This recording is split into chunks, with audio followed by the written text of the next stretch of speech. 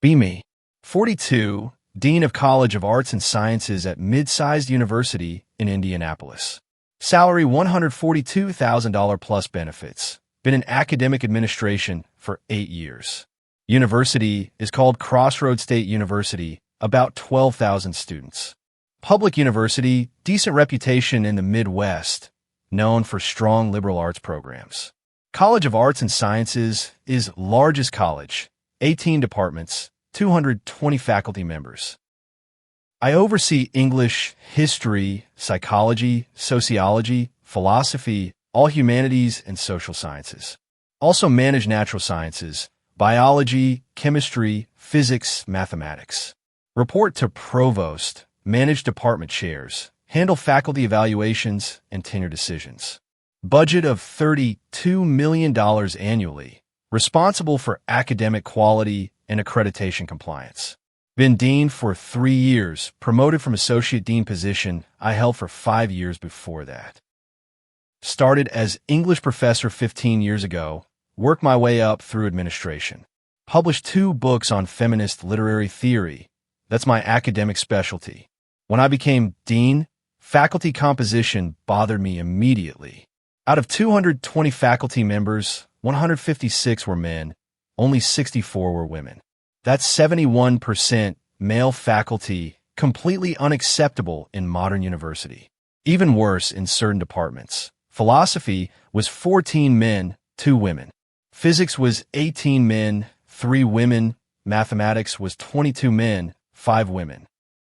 History was 16 men, 6 women. Political science was 12 men, 3 women. This is a systemic problem. Decades of male-dominated hiring creating boys' club. Women faculty often mentioned feeling marginalized, excluded from decision-making.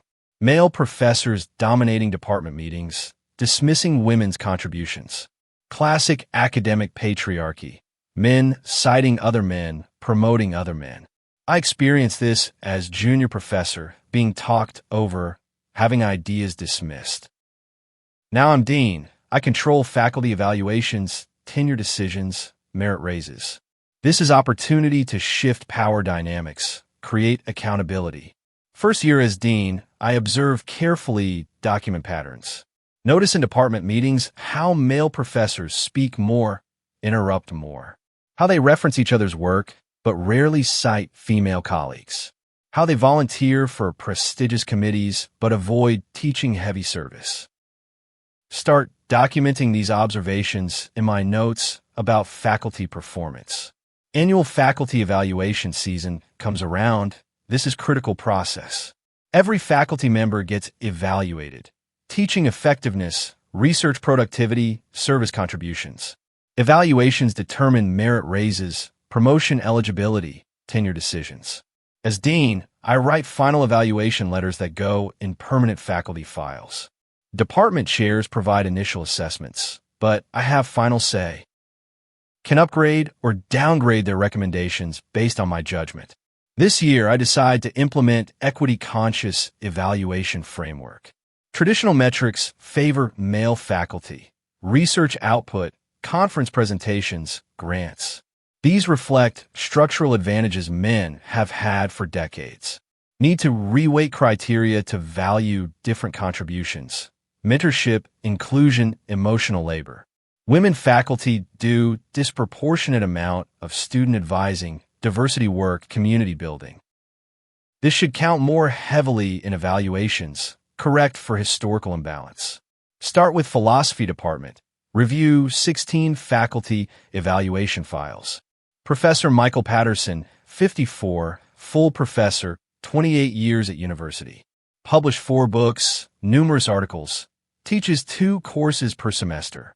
Department chair rates him excellent in research, good in teaching, satisfactory in service. Standard strong evaluation for senior research professor. But I look deeper at his record, find things that concern me.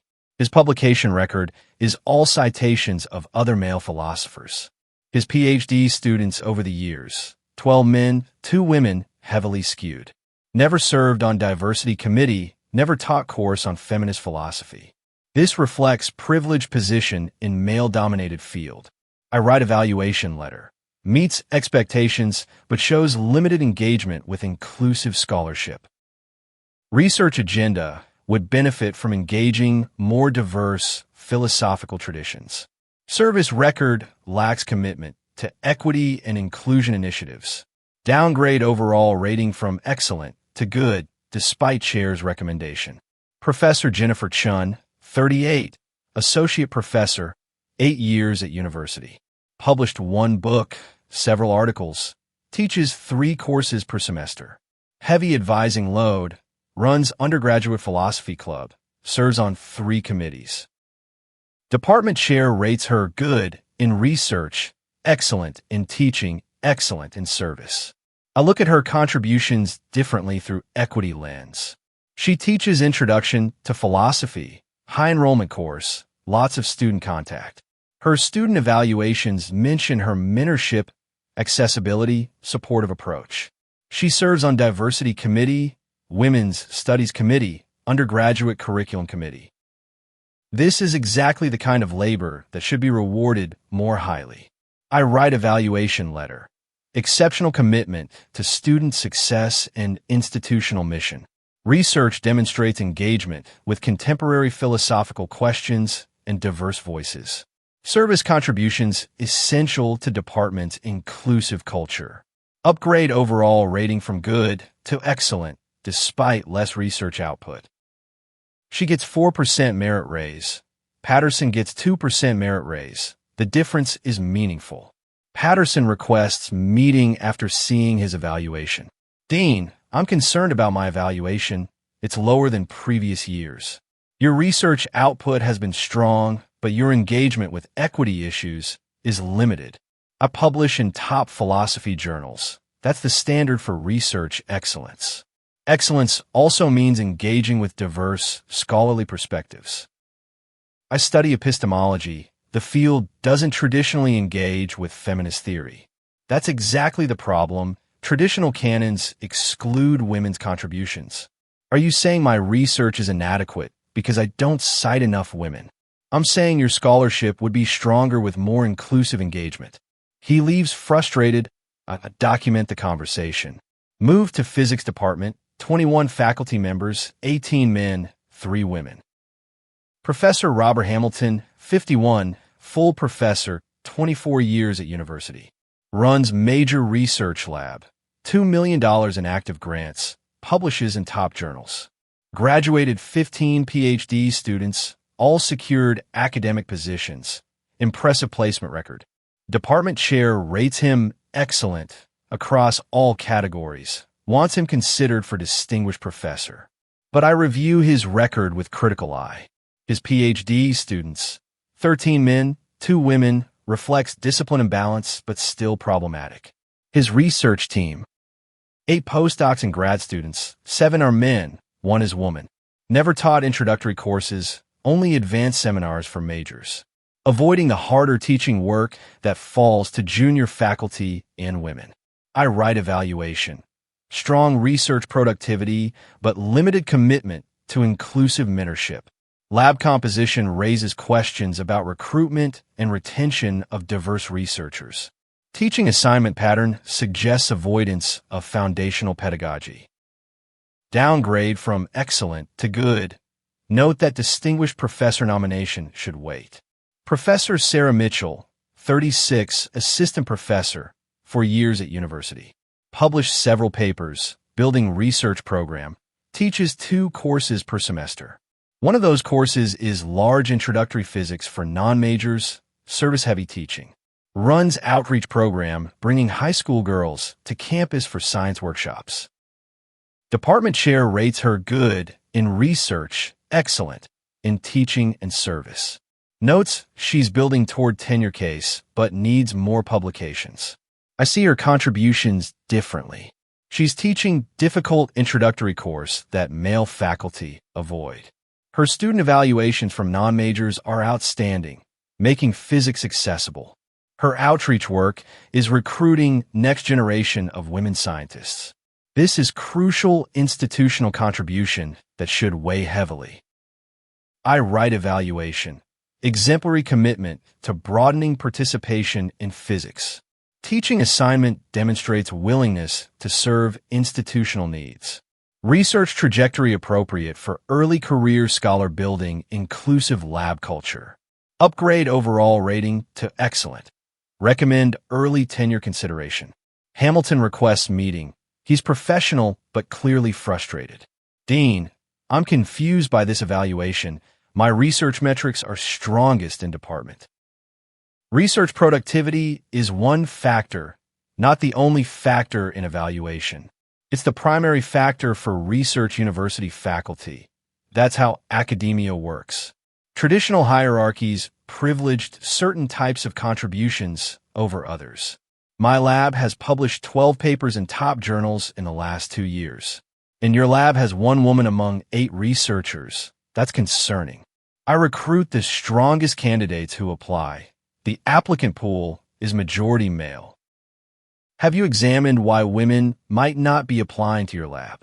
That's a pipeline problem, not a lab culture problem. Your responsibility as mentor extends to pipeline development. He leaves visibly upset. I note his resistance to feedback in my records. Continue this pattern across all departments over next 6 months. Male professors with strong research records get downgrades for limited inclusive engagement.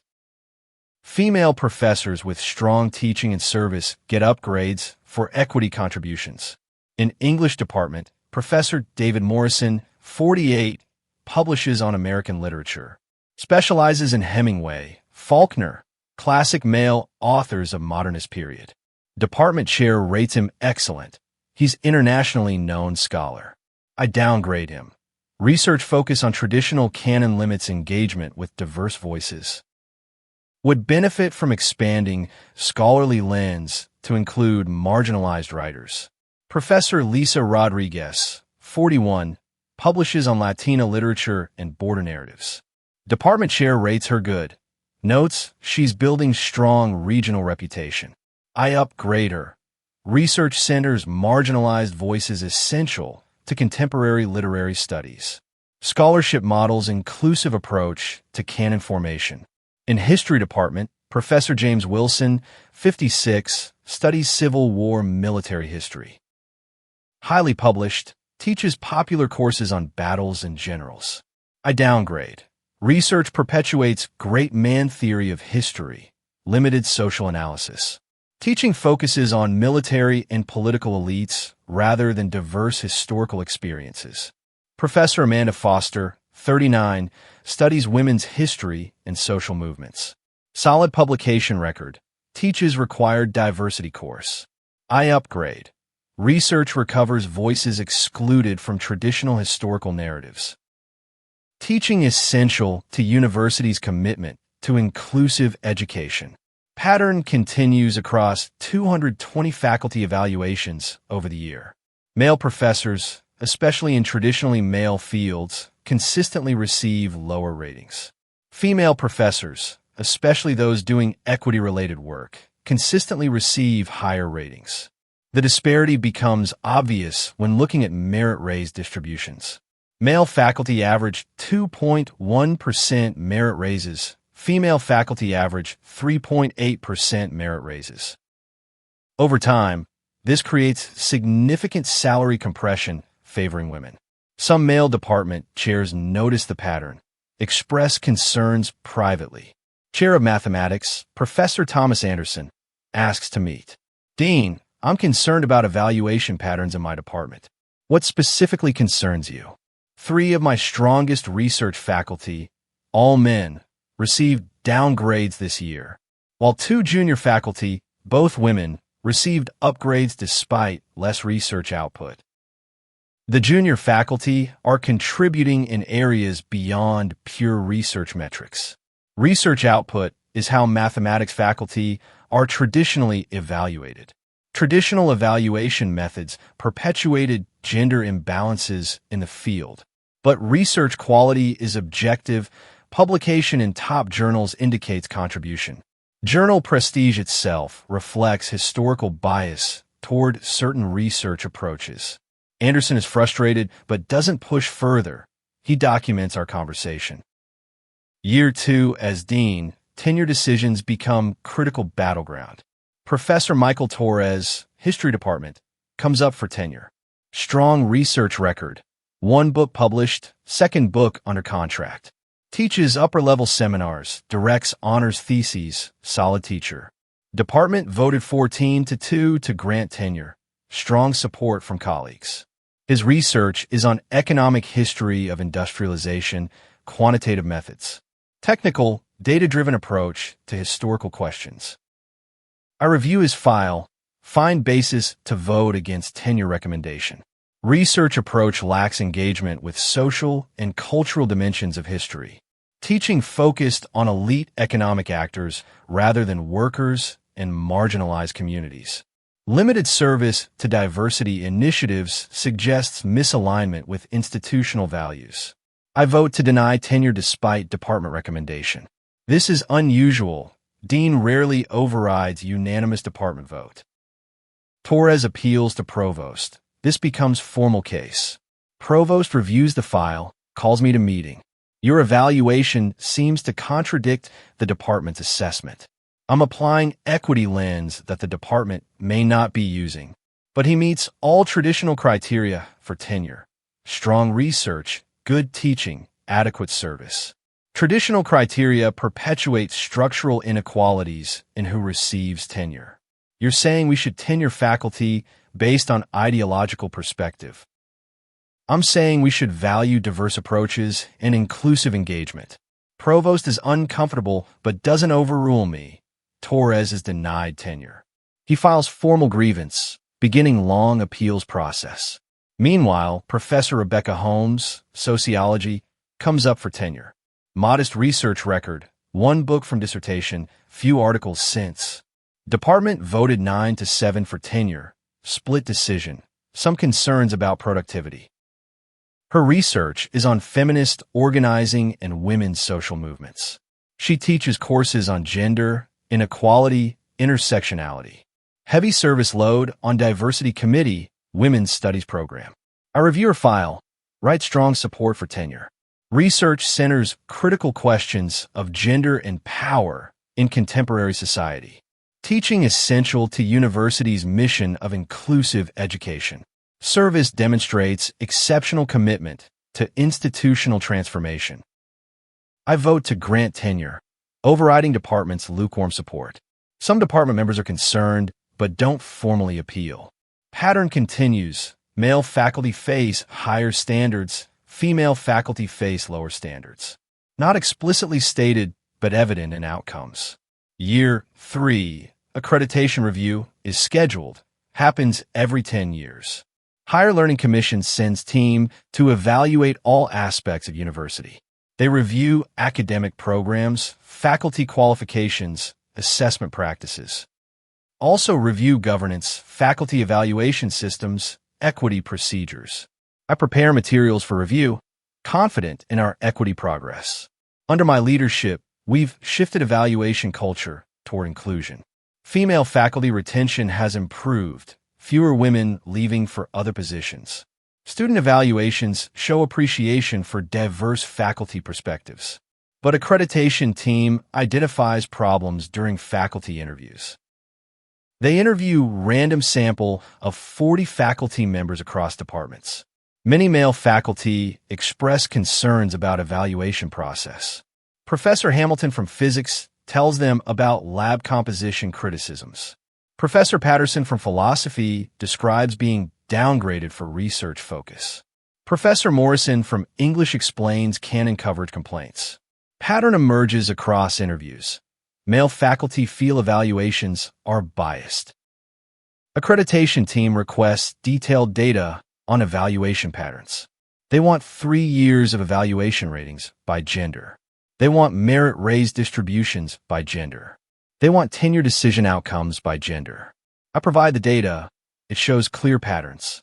Male faculty, excellent, ratings decreased from 42% to 28% over 3 years. Female faculty, excellent, ratings increased from 31% to 47% over 3 years.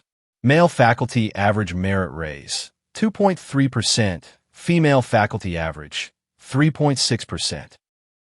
Tenure grants, 12 men approved, for denied, 75% approval rate. Tenure grants, 8 women approved, 1 denied, 89% approval rate. Accreditation team lead, Dr. Patricia Moore, calls me to meeting. Dean, these patterns raise serious concerns about evaluation equity.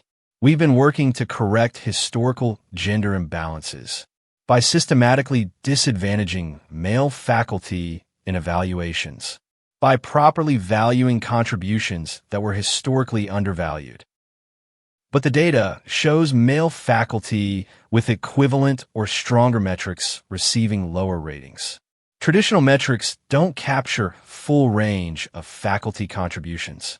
She pulls out specific comparison cases they've analyzed. Professor Hamilton in physics, $2 million in grants, 12 publications in top journals, rated good.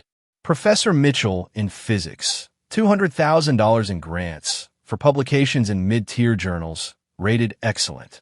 Mitchell is doing crucial equity work that Hamilton isn't. She's a scientist first, equity advocate second. The primary criterion should be scientific contribution. Another comparison, Professor Torres in history. Published book, second book under contract, denied tenure. Professor Holmes in sociology. 1 book from dissertation, few articles since, granted tenure. Torres had unanimous department support. Holmes had split 9-7 vote. Holmes's research on feminist movements is essential to our curriculum. Your evaluation notes say Torres's quantitative approach lacks engagement with marginalized communities. That's academic freedom violation. You're penalizing research methodology. Dr. Moore continues with more examples, all showing same pattern. Male faculty in traditional fields, research productivity devalued, high standards for tenure. Female faculty in identity-focused fields, research productivity excused, lower standards for tenure. This is systematic bias, just in the opposite direction of historical bias. She shows me faculty retention data that's concerning. Over 3 years, 23 male faculty have left the university. Exit interviews cite hostile evaluation environment and gender-based bias. Many moved to peer institutions where they're thriving. Several have filed complaints with EEOC alleging discrimination. I didn't know about EEOC complaints. That's serious. How many EEOC complaints? 7 so far, all from male faculty, all citing gender discrimination in evaluation. They claim systematic pattern of downgrading male faculty performance. They have the same data I just showed you as evidence. Accreditation team spends 3 more days on campus. Interviews continue.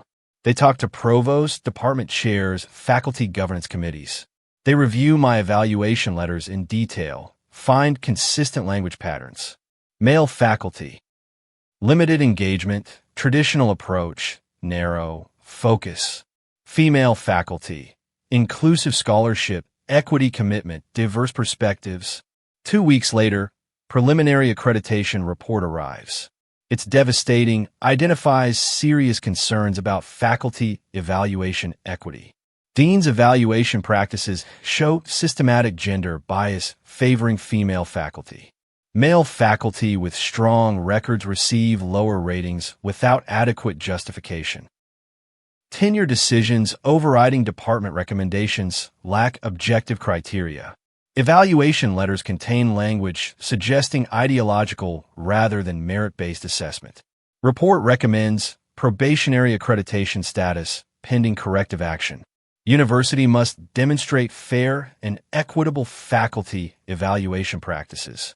Current dean's evaluation approach creates legal liability and violates academic freedom.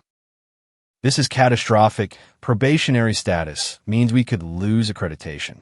Without accreditation, degrees are worthless. Students can't get federal aid. Board of Trustees calls emergency meeting. I'm summoned to explain. University president is furious. How did this happen? I was working to correct gender imbalances in faculty composition.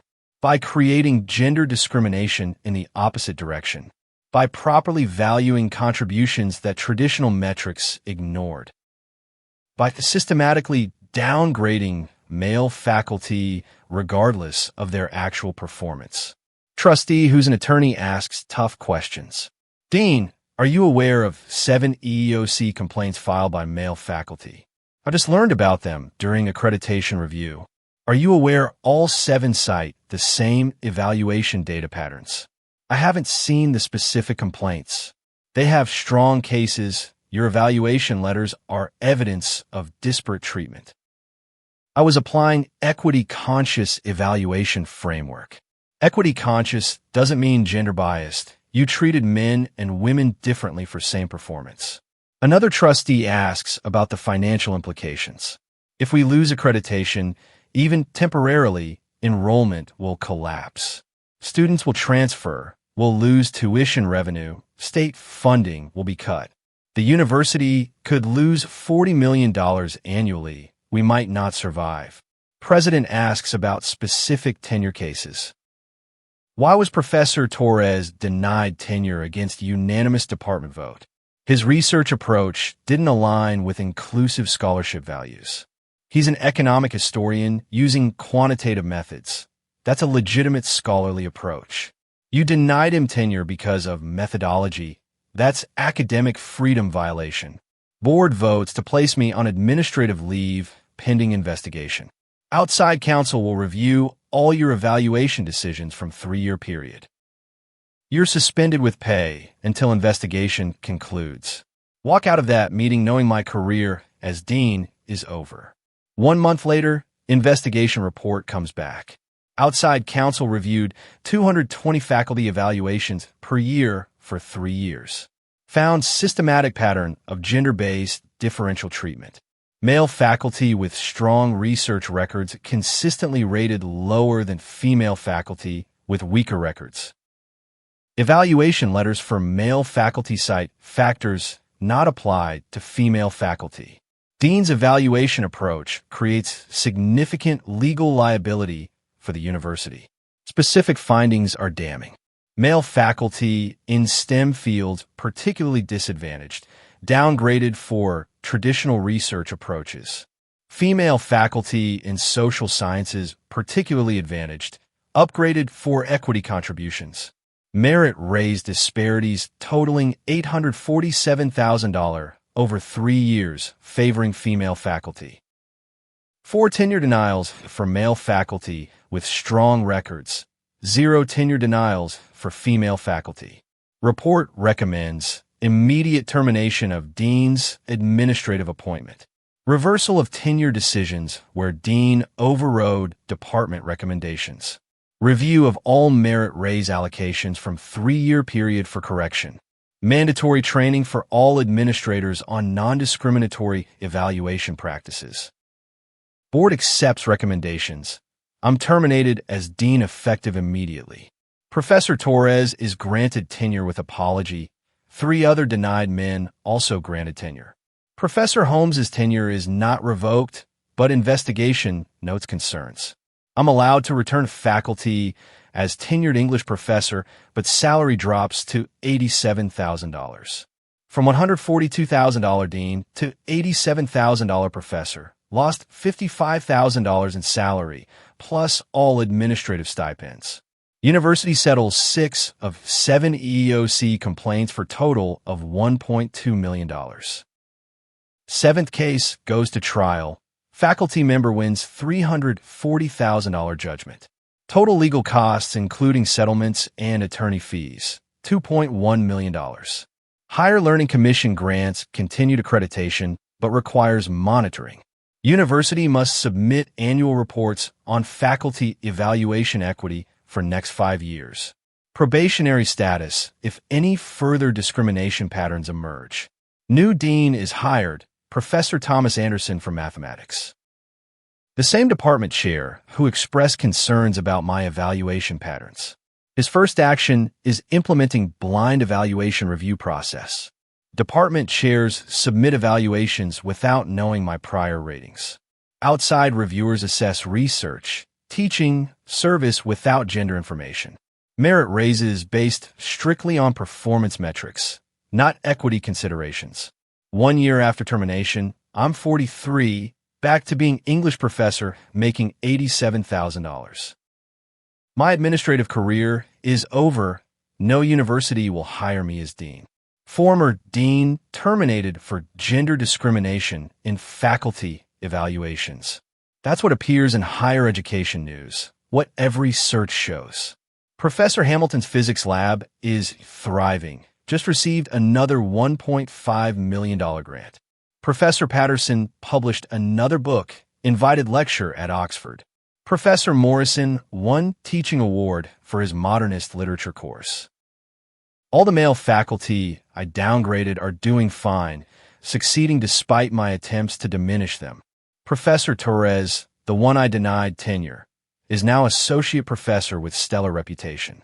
His second book won major award in economic history, exactly the work I criticized.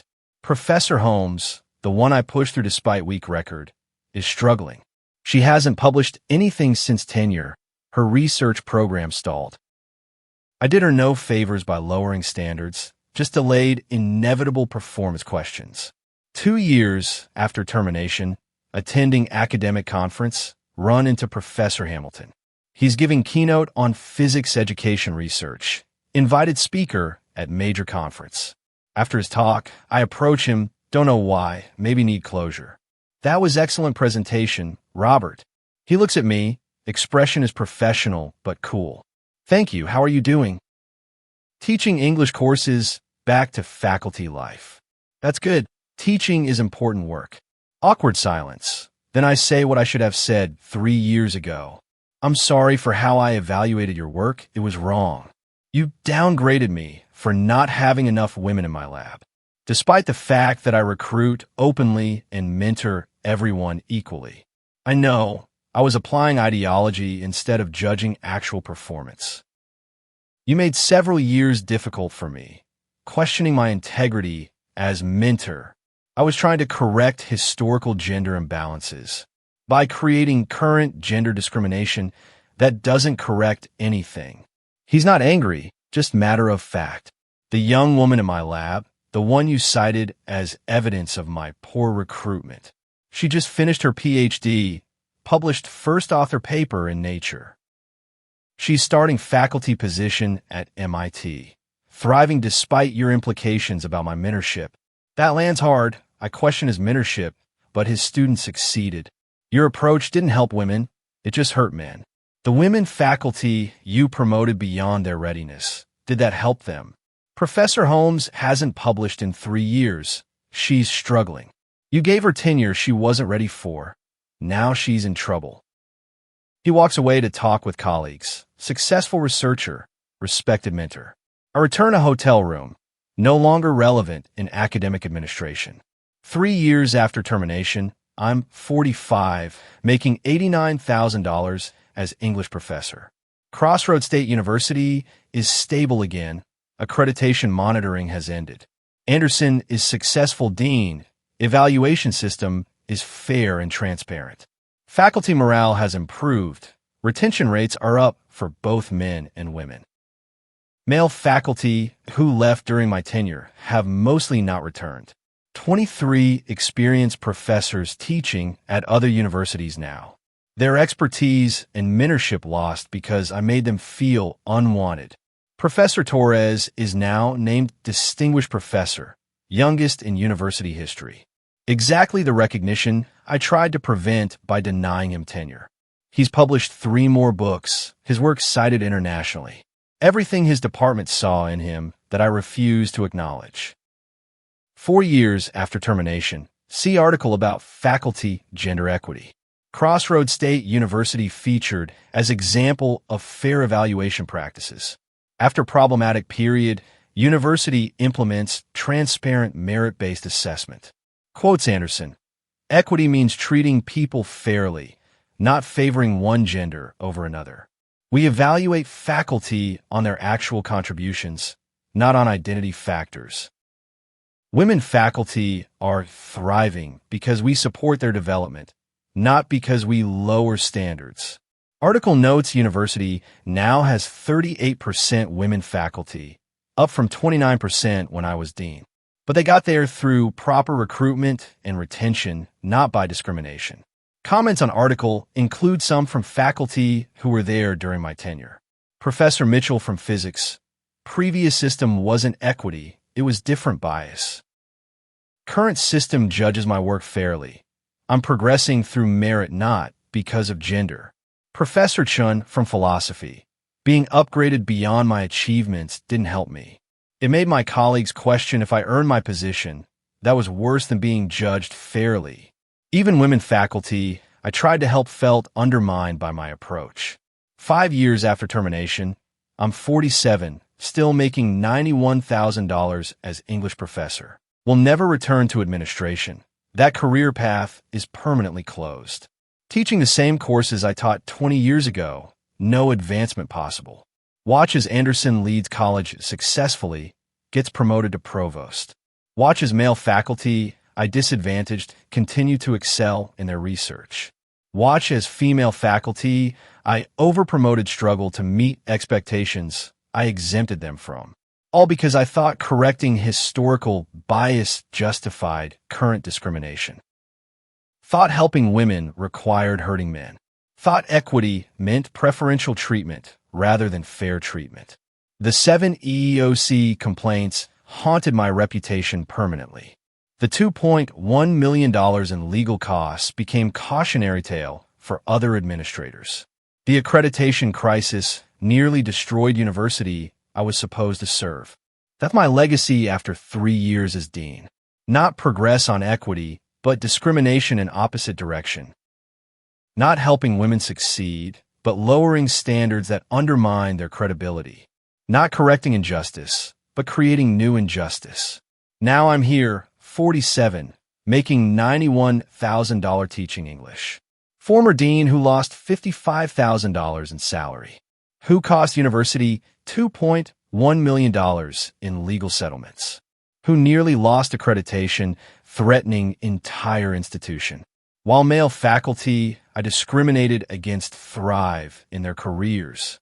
In female faculty, I overpromoted struggle with expectations. All because I applied ideology to evaluation process.